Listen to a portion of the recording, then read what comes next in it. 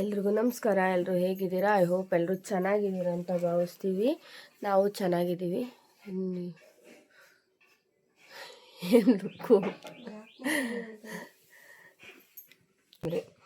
ಎದ್ದಿದ್ದು late, tiffin ಆಗ್ತಾಯಿದೆ, ಅದಾಗದೇ ಆಗ್ತಾಯಿಲ್ಲ, ಮಾಡ್ತಾಯಿದ್ದೀವಿ.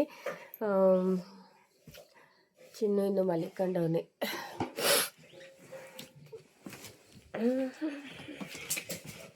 ಸೊ ಒಂದು ಕಡೆಯಿಂದ ಕೆಲಸಗಳು ಆಗ್ತಾ ಐತೆ ಹೇಳ್ಬೇಕಂದ್ರೆ.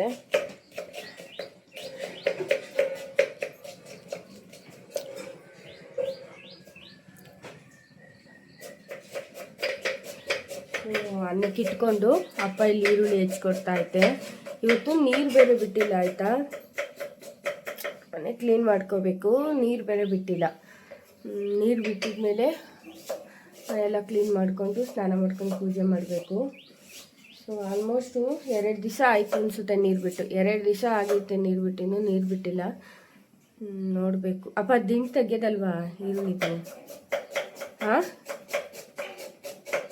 ದಿಂಡು ಈರುಳ್ಳಿದು. ಬನ್ನಿ ವ್ಲಾಗ್ ಕಂಟಿನ್ಯೂ ಮಾಡೋಣ. ತಿಂಡಿ ಬಂದು ಚಿತ್ರಾನ್ನ ಮಾಡೋಣ ಅಂತ ಅಂದ್ಕೊಂಡಿದ್ದೀನಿ. ನಿಂಬೆಹಣ್ಣು ಚಿತ್ರಾನ್ನ, ಅದೇ ಹೇಳಿದ್ನಲ್ಲ, ರೈಸ್ ಇಟ್ಕೊಂಡಿದ್ದೀನಿ. ಒಂದೇ ಕೆಲಸಗಳು ಮಾಡ್ಕೊಳ್ತಾ ಇದ್ವಿ. ಎದ್ದಿದ್ದು ಲೇಟು. ಸೊ ಏನೋ ಅಪ್ಪ ಮಂಡೇ ಹೀಗೆ ಬೆಳಕೆ ಆಗಲ್ಲ ಹೇಳ್ಬೇಕಂದ್ರೆ ನನಗೆ, ಬೇರೆ ಗೊತ್ತಿಲ್ಲ. ಸೊ ಹಂಗಾಗಿ ಕೆಲಸ ಮಾಡ್ಕೊತಾ ಇದ್ವಿ. ಬನ್ನಿ ವ್ಲಾಗ್ ಕಂಟಿನ್ಯೂ ಮಾಡ್ತೀನಿ. ಈ ವ್ಲಾಗ್ ಏನಾದರೂ ಇಷ್ಟ ಆದರೆ ಪ್ಲೀಸ್ ಲೈಕ್ ಮಾಡಿ, ಶೇರ್ ಮಾಡಿ, ಸಬ್ಸ್ಕ್ರೈಬ್ ಮಾಡಿ, ನಿಮ್ಮ ಫ್ರೆಂಡ್ಸ್ ಆ್ಯಂಡ್ ಫ್ಯಾಮಿಲಿ ಗ್ರೂಪ್ಗೆ ಶೇರ್ ಮಾಡಿ ಅಂತ ಹೇಳ್ತಾ ಬನ್ನಿ ವ್ಲಾಗ್ ಕಂಟಿನ್ಯೂ ಮಾಡೋಣ. ಆಗಲೇ ಹೇಳ್ದಂಗೆ ಸೊ ಬೇಗನೆ ಟಿಫನ್ ಮಾಡ್ಕೋಬೇಕಾಯಿತು. ಅಪ್ಪನೂ ಈರುಳ್ಳಿಯಲ್ಲಿ ಹೆಚ್ಕೊಟ್ಟಿದ್ರಿಂದ ಸ್ವಲ್ಪ ಬೇಗನೆ ಟಿಫನ್ ಮಾಡ್ಕೊಂಬಿಡೋಣ ಅಂಥೇಳಿ ಚಿತ್ರಾನ್ನ ಮಾಡ್ಕೊತಾ ಇದ್ದೆ. ಬೇಗನೆ ಆಗುತ್ತಲ್ವಾ. ಸೊ ಹಂಗಾಗಿ ಅಪ್ಪ ಚಿತ್ರಾನ್ನಕ್ಕೆ ಈರುಳ್ಳಿ ತುಂಬಾ ಚೆನ್ನಾಗಿ ಹೆಚ್ಚುತ್ತೆ, ಗರಿಯಾಗಿ ಹೆಚ್ಕೊಡುತ್ತೆ. ಸೊ ಅದಕ್ಕೆ ನಾನು ಅಪ್ಪನಿಗೂ ಹೆಚ್ಚೋದಂದರೆ ಇಷ್ಟ. ಕೆಲವೊಂದನ್ನು ಕೇಳುತ್ತೆ, ಹೆಚ್ಕೊಡ್ತೀನಿ ಕೊಡು ಅಂತೇಳಿ. ಸರಿ ಅಂತೇಳಿ ಅಪ್ಪನಿಗೆ ಅದೆಲ್ಲ ಹೆಚ್ಕೊಡಕ್ಕೆ ಕೊಟ್ಟಿದ್ದೆ. ನನಗಂತೂ ಅವ್ರು ಹೆಚ್ಚೋ ಈರುಳ್ಳಿ ತುಂಬಾ ಇಷ್ಟ ಹೇಳ್ಬೇಕಂದ್ರೆ. ಸೊ ಅವ್ರು ಕೇಳ್ತಾರಲ್ವ, ಸೊ ಹಂಗಾಗಿ ಈರುಳ್ಳಿ ಹೆಚ್ಕೊಡಪ್ಪ ಅಂತ ಕೇಳ್ತೀನಿ. ಹೆಚ್ಕೊಡ್ತಾಯಿದ್ರು. ನಾನು ಇವಾಗ ಬೇಗ ಗೊಜ್ಜು ಮಾಡ್ಕೊಳೋ ಅಂತ ರೈಸು ಆಗಿತ್ತು. ಸೊ ಪಾತ್ರೆನೂ ತೊಳೆದಿಟ್ಕೊಂಡಿದ್ದೆ ಸೈಡಲ್ಲಿ ಇಟ್ಕೊಂಡು ಗೊಜ್ಜು ಮಾಡೋಣ ಅಂತ ಹೇಳಿ ಮಾಡ್ಕೊತಾ ಇದ್ದೆ. ಅಪ್ಪ ಇವಾಗ ಈರುಳ್ಳಿಯಲ್ಲಿ ಹೆಚ್ಚಿತ್ತಲ್ಲ, ಸೊ ಅದನ್ನೆಲ್ಲ ಕ್ಲೀನ್ ಮಾಡ್ಕೊತಾ ಇತ್ತು. ಗೊತ್ತು ಎಲ್ಲರೂ ಕೆಲ್ಸಕ್ಕೆ ಹೋಗ್ತಾರೆ, ಪಾಪ ಬ್ಯುಸಿ ಇರ್ತಾರೆ ಅವರು ಅಂತ ಹೇಳಿ. ಅವ್ರು ಸ್ವಲ್ಪ ಟಯರ್ಡ್ನೆಸ್ ಇಲ್ಲ ಅಂದರೆ ಮನೆ ಕೆಲಸದ ಸ್ವಲ್ಪ ಇನ್ವಾಲ್ವ್ಮೆಂಟ್ ತೋರಿಸ್ತಾರೆ. ನಾವೇನು ಸಾಮಾನ್ಯವಾಗಿ ಮಾಡ್ಸೋಕ್ಕೋಗಲ್ಲ, ಅದನ್ನು ಕೆಲವೊಂದು ಸತಿ ಮಾಡೋಕ್ಕೆ ಬರ್ತಾರೆ. ಅವ್ರೇನು ಅನಿಸುತ್ತೋ ಅವ್ರು ಕೆಲಸ ಮಾಡಲಿ ಅಂದ್ಬಿಟ್ಟು ನಾವು ಸುಮ್ಮನಾಗ್ತೀನಿ. ಇವತ್ತು ಪೂಜೆ ಎಲ್ಲ ಮುಗಿಸ್ಕೋಬೇಕಾಯ್ತು. ಅಮ್ಮ ಪೂಜೆ ಕೆಲಸದಲ್ಲಿ ಬ್ಯುಸಿ ಆದರು. ಸರಿ ಆಯಿತು ಅಂದ್ಬಿಟ್ಟು ನಾನು ಟಿಫನ್ ಎಲ್ಲ ಮಾಡಿ ಚಿನ್ಮಯ್ ಪೂಜೆ ಮಾಡ್ತೀನಿ ಇಂದ. ಸೊ ಆಮೇಲೆ ಅವನಿಗೆ ಟೈಮ್ ಆಗ್ತಾಯಿತ್ತು. ಸೊ ಬೇಡ ಅಂತೇಳಿ ನಾನೇ ಹೇಳಿದೆ, ಬೇಡಮ್ಮ ಅಮ್ಮನೇ ಮಾಡ್ತಾರೆ, ನೀನು ರೆಡಿ ಆಗು ಅಂತ ಹೇಳಿದೆ. ಸರಿ ಆಯಿತು ಅಂತ ಹೇಳಿ ಒಂದು ಡಿಮ್ಯಾಂಡ್ ಇತ್ತು ಚಿತ್ರಾನ್ನಕ್ಕೆ, ಗೋಡಂಬಿ ಮತ್ತು ಕ್ಯಾರೆಟ್ ತುರಿ ಹಾಕಬೇಕು ಅಂತೇಳಿ. ನನ್ನ ಗೋಡಂಬಿ ಜಾಸ್ತಿ ಹಾಕೋಕ್ಕೋಗಲ್ಲ ಚಿತ್ರಾನ್ನಕ್ಕೆ, ರೇರು ನಾನು ಹಾಕೋದು. ಇವಂದು ಇವತ್ತು ಡಿಮ್ಯಾಂಡ್ ಇತ್ತು, ಸ್ವಲ್ಪ ಗೋಡಂಬಿ ಹಾಕು ಅಂತೇಳಿ. ಹಾಗಾಗಿ ಅದನ್ನು ಹಾಕ್ಬಿಟ್ಟು ನಾನು ಚಿತ್ರಾನ್ನ ಮಾಡಿಕೊಟ್ಟಿದ್ದೆ. ಕ್ಯಾರೆಟ್ ತುರಿ ಹಾಕಿದ್ದೆ. ಅದು ಸ್ವಲ್ಪ ಸ್ವೀಟ್ ಬರುತ್ತೆ ಅಂತ ನಾನು ಅಷ್ಟು ಹಾಕೋಕ್ಕೋಗಲ್ಲ, ಅವನಿಗಿಷ್ಟ ಆಗುತ್ತೆ. ಕೇಳ್ತಾನೆ, ಅಮ್ಮ ಇದನ್ನು ಹಾಕ್ಕೊಡು ಅದನ್ನು ಹಾಕ್ಕೊಡು ಅಂತ. ಹಾಗಾಗಿ ಹಾಕ್ಕೊಡೋಣ ಅಂತೇಳಿ ಎಲ್ಲ ಹೆಚ್ಕೊಳ್ತಾ ಇದೆ. ಆ ಗ್ಯಾಪಲ್ಲಿ ಇವರಿಬ್ಬರು ಅಣ್ಣ ತಮ್ಮದಿರು ಕಿತ್ತಾಟಕ್ಕೆ ಬಿದ್ದರು. ನಮಿತನು ಚಿನ್ಮಯ್ ಇಬ್ರು ಅವನಿಗೂ ಗದರಿಸ್ಕೊಂಡು ನಾನಿಲ್ಲಿ ನನ್ನ ಕೆಲಸಗಳನ್ನು ಮಾಡ್ಕೊತಾ ಇದ್ದೆ. ಇವರಿಬ್ಬರು ಜಗಳಕ್ಕೆ ಬಿದ್ದರೆ ನಮಗಂತೂ ಸಾಕಾಗ್ಬಿಡುತ್ತೆ. ಇಬ್ಬರೂ ಆಚೆಗೆ ಹಾಕ್ಬಿಡೋಣ ಅನ್ನೋಷ್ಟು ಕೋಪ ಬರುತ್ತೆ, ಸಿಟ್ಟು ಬರುತ್ತೆ ಆ ಕ್ಷಣಕ್ಕೆ. ನಾನು ಸ್ವಲ್ಪ ಬೈದ್ಬಿಡ್ತೀನಿ ಇವರೆಲ್ಲ ಜಗಳಕ್ಕೆ ಬಿದ್ದರೆ. ಅಪ್ಪ ಅಮ್ಮ ಬೈಯೋಕ್ಕೆ ಹೋಗಲ್ಲ, ತಾಳ್ಮೆ ಇರುತ್ತೆ. ನನಗಷ್ಟು ತಾಳ್ಮೆ ಇರಲ್ಲ. ಮಾರ್ನಿಂಗ್ ಅಂತೂ ಹೆವಿ ಇರಿಟೇಷನ್ ಇವೆಲ್ಲ. ಸೊ ಹಂಗಾಗಿ ಬೈದ್ಬಿಟ್ಟೆ ಇಬ್ರಿಗೂ ಬೈದು ನನ್ನ ಕೆಲಸ ನಾನು ಮಾಡ್ಕೊತಾ ಇದ್ದೀನಿ. ನಿಂಬೆಹಣ್ಣು ಚಿತ್ರಾನ್ನ ಮಾಡಿದ್ದೆ ಇವತ್ತು. ಜಾಸ್ತಿ ನಾನು ನಿಂಬೆಹಣ್ಣು ಚಿತ್ರಾನ್ನಕ್ಕಿಂತ ಎಳ್ಳಿಕಾಯಿ ಚಿತ್ರಾನ್ನ ಮಾಡ್ತೀನಿ, ಆದರೆ ಇವತ್ತು ನಿಂಬೆಹಣ್ಣು ಚಿತ್ರಾನ್ನ ಮಾಡೋಣ ಅಂತ ಹೇಳಿ ಎಲ್ಲನೂ ರೆಡಿ ಮಾಡ್ಕೊಂಡಿದ್ದೆ. ಅಂದರೆ ಯಾವಾಗಲೂ ಮಾಡೋಕ್ಕೋಗಲ್ಲ, ಸಮ್ಟೈಮ್ಸ್ ಅಷ್ಟೇ ಮಾಡೋದ. ಹಾಗಾಗಿ ಇಲ್ಲಿ ಮಾಡ್ಕೊಂಡು ಚಿನ್ಮಯ್ ಡಿಮ್ಯಾಂಡ್ ಬೇರೆ ಇತ್ತಲ್ಲ, ನೈಟು ಯಾವಾಗಲೂ ಹೇಳಲ್ಲ ಅಂಥದ್ದೇ ಟಿಫನ್ ಮಾಡು ಇಂಥದ್ದೇ ಟಿಫನ್ ಮಾಡು ಅಂತ. ಕೆಲವೊಂದು ಸತಿ ತಿನ್ನಂಗಾದರೆ ಕೇಳ್ತಾನೆ, ಅಮ್ಮ ಅದು ಮಾಡು ಇದು ಮಾಡು ಅಂತ. ಆವಾಗ ಮಾಡಿಕೊಡ್ತೀನಿ, ಪಾಪ ಅವ್ನು ತಿಂತಾನೆ, ಇನ್ನೊಂದು ಸತಿ ಹಾಕಿಸ್ಕೊಂಡು ತಿಂತಾನಲ್ಲ ಅಂತ ಹೇಳಿ ಮಾಡಿಕೊಡ್ತೀನಿ. ಸೊ ಅವ್ನಿಗೆ ಈ ಥರ ಚಿತ್ರಾನ್ನ ಮಾಡೋದು ಅಂದರೆ ಯಾವಾಗಲೂ ಮಾಡಿರ್ತೀನಿ, ಅದು ನೆನಪಾಗಿರುತ್ತೆ ಅಮ್ಮ ಮಾಡಿಕೊಡು ಅಂತ ಅಂದ. ಸೊ ಹಂಗಾಗಿ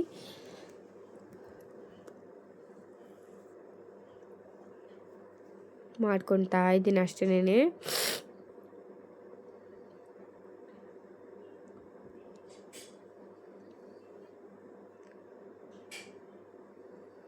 ಅವನು ಬಂದು ನೋಡ್ತಾ ಇದ್ದ, ಕ್ಯಾರೆಟ್ ಹಾಕುತ್ತೋ ಇಲ್ವೋ ನಮ್ಮಮ್ಮ ಅಂತೇಳಿ.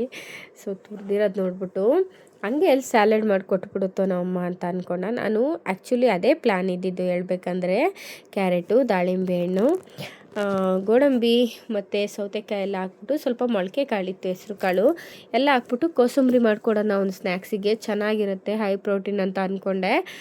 ಸೊ ಅವ್ನಿಗದು ಬೇಕಾಗಿರಲಿಲ್ಲ, ನಂಗೆ ಬೇಡ ಅದು ತಗೊಂಡು ವಾಪಸ್ ತಂದುಬಿಡ್ತೀನಿ ಅಷ್ಟೇ ನಾನು ಅಂತ ಅಂದ. ಅದಕ್ಕೆ ಸ್ವಲ್ಪ ಬೈಸ್ಕೊಂಡ, ಅದ್ರ ಜೊತೆ ಹೋಗಲಿ ಬಿಡು ಅಂತೇಳಿ ಸೌತೆಕಾಯಿ ಮತ್ತು ಸ್ವಲ್ಪ ಡ್ರೈ ಫ್ರೂಟ್ಸ್ನಾದರೂ ಹಾಕ್ಕೊಡೋಣ ಸ್ನ್ಯಾಕ್ಸಿಗೆ ಅಂತ. ಅವನಿಗೆ ಸ್ವಲ್ಪ ಡೈಜೆಷನ್ನು ಲೋ ಇದೆ, ಅವನಿಗೆ ಮೆಟಪಾಲಿಸಮ್ ಲೆವೆಲ್ ಸ್ವಲ್ಪ ಲೋ ಆಗ್ತಾಯಿದೆ ಅಂತ ಅನ್ನಿಸ್ತಾಯಿತ್ತು. ಯಾಕೆಂದರೆ ಅವನಿಗೆ ಡೈಜೆಸ್ಟೇ ಆಗ್ತಾ ಇರಲಿಲ್ಲ ಫುಡ್ಡು. ಹಾಗಾಗಿ ಸೌತೆಕಾಯಿ ತಿನ್ನಿಸ್ತೀನಿ, ವಾರಕ್ಕೆ ಒಂದು 2ರಿಂದ 3 ಸತಿ ಅಂತೂ ಸೌತೆಕಾಯಿ ತಿನ್ನಿಸ್ತೀವಿ. ಅದ್ರ ಜೊತೆ ಸ್ವಲ್ಪ ಮೂಲಂಗಿ ತಿನ್ನಿಸ್ತೀನಿ, ಮೂಲಂಗಿ ಇಲ್ದಿಲ್ಲ ದಿವಸ ಸೌತೆಕಾಯಿ,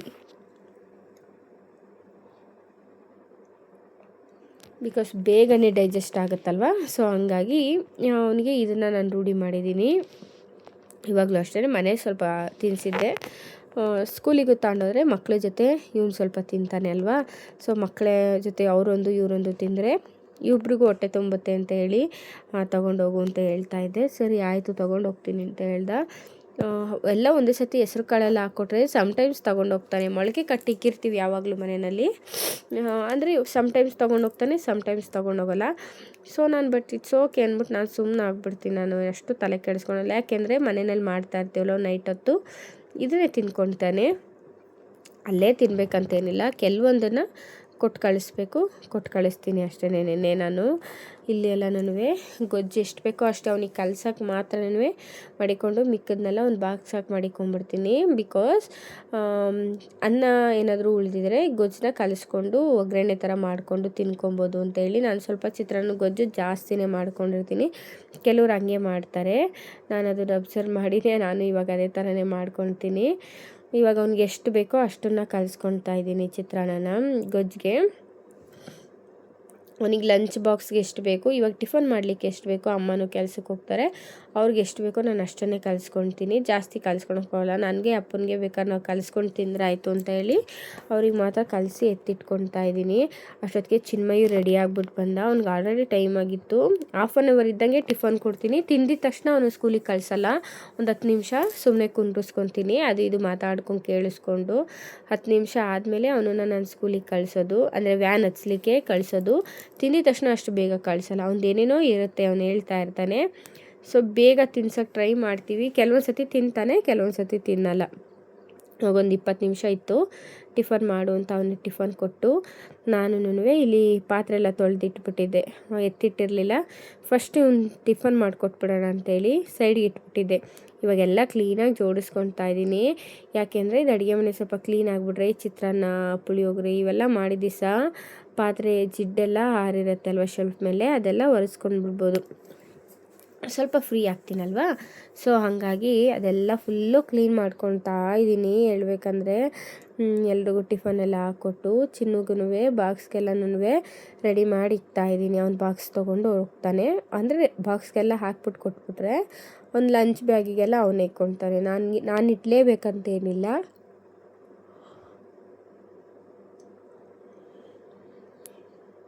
ಹಾಗಾಗಿ ಬೇಗ ಎಲ್ಲ ರೆಡಿ ಮಾಡಿಕೊಡ್ತಾ ಇದ್ದೀನಿ ನಾನು. ಇನ್ನೂ ಸ್ವಲ್ಪ ವಾಯ್ಸ್ ಚೇಂಜ್ ಆಗಿದೆ ಅಂತ ಅನ್ನಿಸ್ತೈತೆ ನನಗೆ ಇವತ್ತು, ಯಾಕೋ ಕ್ಯೂರೇ ಆಗ್ತಾಯಿಲ್ಲ ವಾಯ್ಸು. ಸೊ ಅಡ್ಜಸ್ಟ್ ಮಾಡ್ಕೊಳ್ತೀರಾ ಅಂತ ಅಂದ್ಕೊಂಡಿದ್ದೀನಿ. ಇವಾಗ ಎಲ್ಲನೂ ಅಡುಗೆ ಮನೆ ಕೆಲಸ, ಅವ್ನು ಟಿಫನ್ನಿಂದೆಲ್ಲ ಮುಗಿದ್ಮೇಲೆ ಸಾಂಬಾರು ಏನಿರುತ್ತೆ, ಸಾಂಬಾರು, ಹಾಲು ಎಲ್ಲ ಬಿಸಿ ಇಟ್ಕೊತೀನಿ. ಅಪ್ಪ ಬರ್ತದಿರು.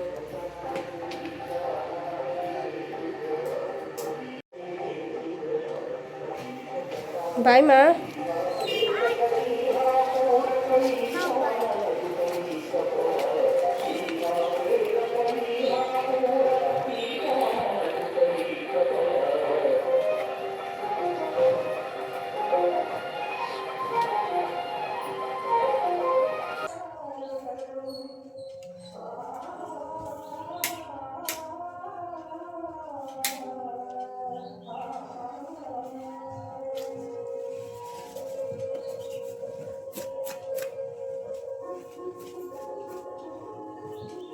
ಸೊ ಇವಾಗಲೇ ಟೈಮು 7:55 ಆಗಿದೆ.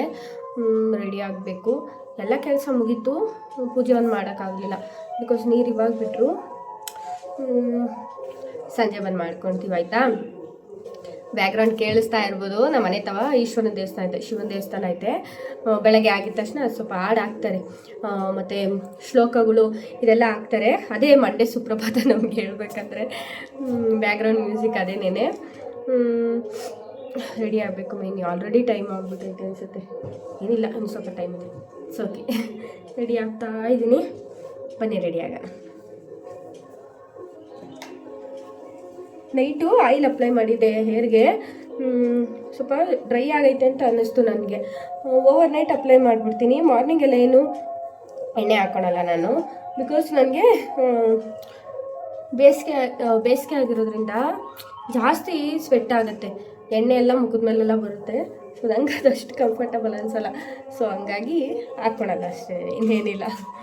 ಅವರಿಬ್ಬರು ಕೆಲ್ಸಕ್ಕೆ ಹೋದ್ಮೇಲೆ ನಾನು ಇಲ್ಲಿ ಫ್ರೆಶ್ ಅಪ್ ಆಗಿ ಬಂದೆ. ಸ್ನಾನ ಎಲ್ಲ ಮಾಡಿಕೊಂಡು ನಾನು ಕೆಲ್ಸಕ್ಕೆ ಹೋಗ್ಬೇಕಲ್ವ. ಸೊ ರೆಡಿ ಆಗ್ತಾಯಿದ್ದೀನಿ, ತಲೆ ಒಣಗಿಲ್ಲ. ಆದ್ರೂ ಬೇಗ ರೆಡಿ ಆಗಬೇಕು, ಯಾಕಂದರೆ ನನಗೂ ಲೇಟ್ ಆಗಿಬಿಡುತ್ತೆ. ಸೊ ಹಂಗಾಗಿ ಹೋಗ್ತಾಯಿದ್ದೀನಿ. ಏನಂದರೆ ಇವತ್ತು ಗಾಡಿನೂ ಇಸ್ಕೊಂಡು ಬರಬೇಕಾಗಿತ್ತು. ಸೊ ಹಂಗಾಗಿ ಹೋಗೋಣ ಅಂತೇಳಿ ಹೋಗ್ತಾ ಇದ್ದೀನಿ.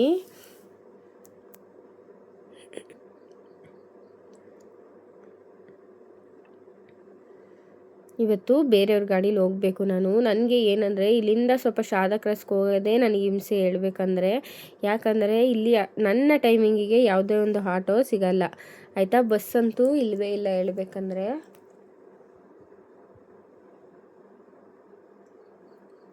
ಒಂದು 10ರಿಂದ 15 ನಿಮಿಷ ಸ್ವಲ್ಪ ಬೇಗನೆ ಮನೆ ಬಿಡಬೇಕು. ಸೊ ನಾನು ಹಂಗಾಗಿ 8-10ಕ್ಕೆಲ್ಲ ಮನೆ ಬಿಡೋಣ ಅಂತೇಳಿ ಹೋಗ್ತಾ ಇದ್ದೀನಿ.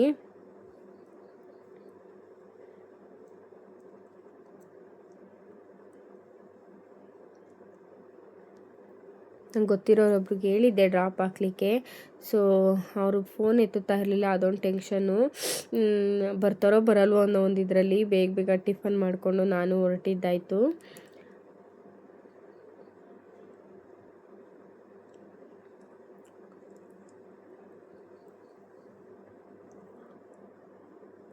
ಸೊ ಕೊನೆಗೂ ಅವ್ರು ಕೈ ಕೊಟ್ಟರು, ಬರಲಿಲ್ಲ. ಬೇರೆ ಗಾಡೀಲಿ ಅದನ್ನು ಡ್ರಾಪ್ ಹಾಕಿಸ್ಕೊಂಡು ಅಲ್ಲೊಂದು ಅಕ್ಕ ಸಿಕ್ತು. ಅಕ್ಕನ ಜೊತೆ ನನ್ನ ಕಂಪ್ನಿನೇ ಅಲ್ವಾ. ಸೊ ಆ ಅಕ್ಕನೂ ಡ್ರಾಪ್ ಮಾಡ್ತು ಹೇಳ್ಬೇಕಂದ್ರೆ. ನಾನು ರಿಟರ್ನ್ ಬಂದು ಚಿನ್ಮಯ್ಯನ ಕರಾಟೆ ಕ್ಲಾಸಿಂದ ಕರ್ಕೊಂಡು ಬರ್ತಾ ಇದ್ದೀನಿ. ಅವ್ನಿಗೆ ಅರ್ಜೆಂಟಾಗಿ ಏನು ಹೇಳ್ಬೇಕಿತ್ತಪ್ಪ? ಅವ್ನು ಅರ್ಜೆಂಟಾಗಿ ನೋಡ್ಬೇಕು ಅವನು, ಅಲ್ವೇನಾ ನಮಿ? ಬಾರಮ್ಮ ಅರ್ಜೆಂಟ್ ಬರಮ್ಮ.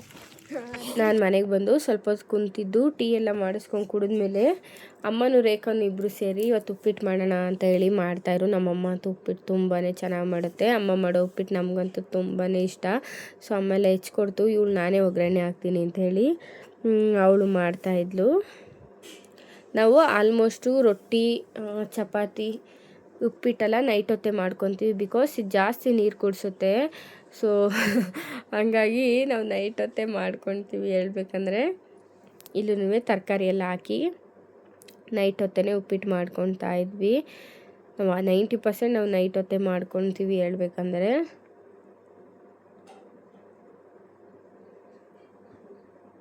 ನಾನಿಲ್ಲಿ ಅಷ್ಟೊತ್ತಿಗೆ ಮಕ್ಳಿಗೆ ಹೋಮ್ವರ್ಕ್ ಬಿಡಿಸ್ಬೇಕಾಗಿತ್ತು. ಅದರಲ್ಲಿ ಚಿನ್ಮಯಿ ಅವನಿಗಂತೂ ಹೋಮ್ವರ್ಕು ತುಂಬಾ ಇರುತ್ತೆ. ಅಮ್ಮ ಹಂಗೆ ಮಾಡಿಕೊಡು ಹಿಂಗೆ ಮಾಡಿಕೊಡು ಅಂತ ಹೇಳ್ತಾನೆ ಇರ್ತಾನೆ. ಹಾಗಾಗಿ ಅವ್ನಿಗೆ ಹೇಳ್ಕೊಟ್ಕೊಂಡು ನಾನು ಸುಮ್ಮನೆ ಕುಂತಿದ್ದೆ.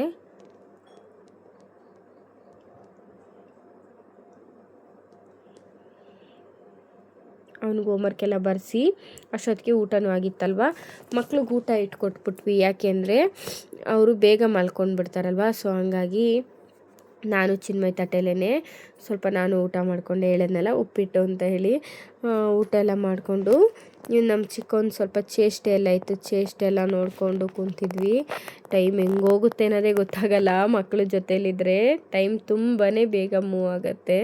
ಸೊ ಇಲ್ಲೂ ಅದೇ ಥರನೇ ಏನೋ ಸ್ನ್ಯಾಕ್ಸ್ ತಂದಿದ್ಲು, ಅದನ್ನು ತೊಗೊಂಡೋಗಿ ಮತ್ತೆ ಬಂದ. ಈ ವ್ಲಾಗ್ ಏನಾದರೂ ಇಷ್ಟ ಆದರೆ ಪ್ಲೀಸ್ ಲೈಕ್ ಮಾಡಿ, ಶೇರ್ ಮಾಡಿ, ಸಬ್ಸ್ಕ್ರೈಬ್ ಮಾಡಿ, ನೀವು ಫ್ರೆಂಡ್ಸ್ ಆ್ಯಂಡ್ ಫ್ಯಾಮಿಲಿ ಗ್ರೂಪ್ಗೆ ಶೇರ್ ಮಾಡಿ. Thank you for watching. ನನ್ನ ವೀಡಿಯೋನ ಪೂರ್ತಿಯಾಗಿ ನೋಡಿ, ಸ್ವಲ್ಪನೇ ಕ್ಲಿಪ್ ಮಾಡಿ ನೋಡಬೇಡಿ ಅಂತ ಹೇಳ್ತೀನಿ. ಬಾಯ್.